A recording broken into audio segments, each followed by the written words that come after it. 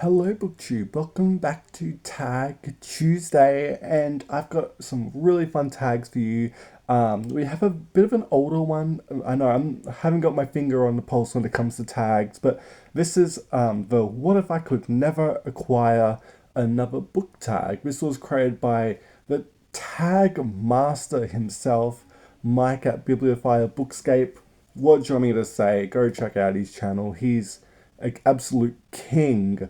But this is a very fun tag that sends me into a spiral because I've seen a lot of people do it, and I thought I can't answer these questions, but I'm gonna do my best today. So let's start. So number one, if you could never acquire another book again, how long would your current library last you?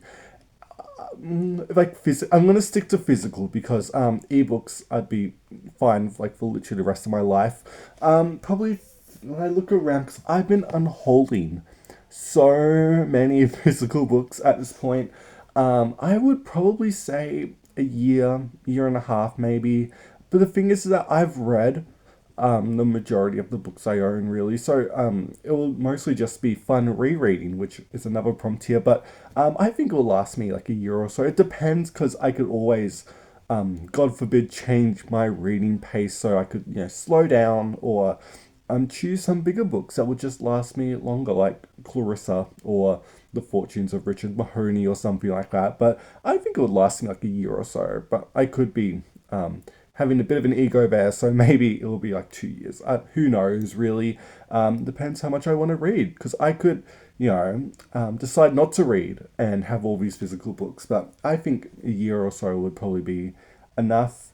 Number two, what book do you own that you would give the first attention to? And I have no clue. I would just keep reading like I normally would. I'd probably still stick with some Australian books so I can do it for upcoming videos or something like that.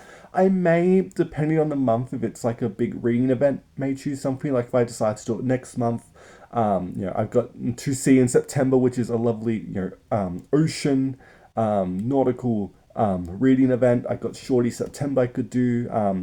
There's so much I could decide to do, but I honestly don't know. I don't prepare that much when it comes to reading. Number three, what book would you regret not owning?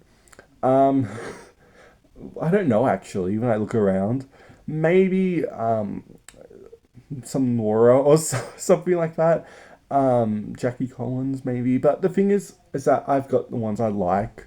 Regret not owning. I actually don't know, to be honest.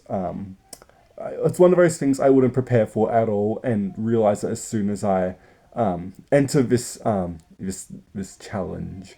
Maybe some of my like Australian classic books that I can't find anywhere that I just I don't know, to be honest. I would rather wait and miss out and see what I didn't get. So number four, would you miss discovering new books, or would you enjoy rereading what you already own? I would absolutely miss new releases. I read new releases all the time. Like, I would miss my new Nora Roberts. I would miss the new In Depth books. I would miss Elsie Silver, Ali Hazelwood. You tell me I can't read the next Emily Henry book? Oh my god. Or N.K. Jemisin or S.A. Checkerboardy, or if Robin Hobb decides to do something, or oh my god, I'm just naming names like Douglas Stewart. If he does a fourth book, I would miss out on that.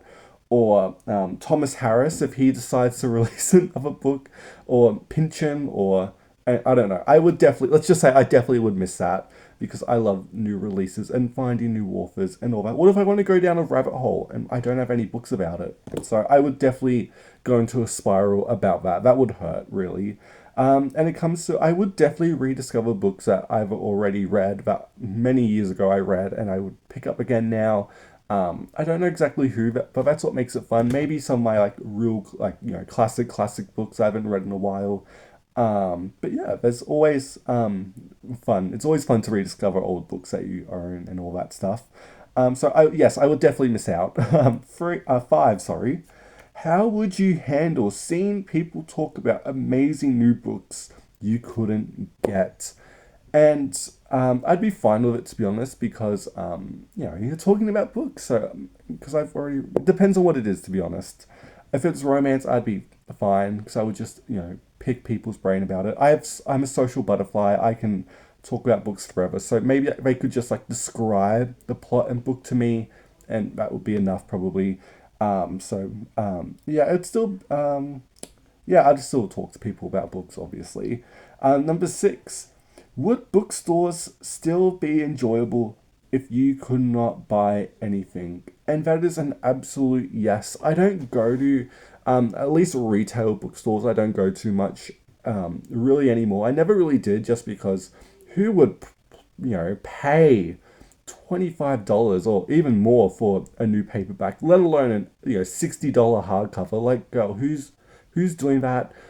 Second hand, maybe, especially if you find those little gems or something. I definitely would, but I could still go and suss out what's the new releases like I used to do because I would normally go to like a big retail bookstore and I would just talk to some of the staff in the romance section. I'd be like, "What's big right now? Tell me everything." And I'd find a couple people who worked there who knew their books, and we would just chat. And I would like, oh yeah. At the end, I would just walk away and not buy anything because I've already read them. So I've already been in that situation. But yeah, so it still would be enjoyable because I could still talk and suss out what's big and what isn't and all that stuff. But yeah, that's it. What if I could acquire never acquire a book tag? I'd be probably fine to be honest, but who knows? I feel like I'm saying I'm fine, but until I would, have that realization, once it really kicks in, I really wouldn't be fine. But yeah, that's the tag. Let me know how you go in the comments, and thank you so much for watching BookTube, and I will see you next time.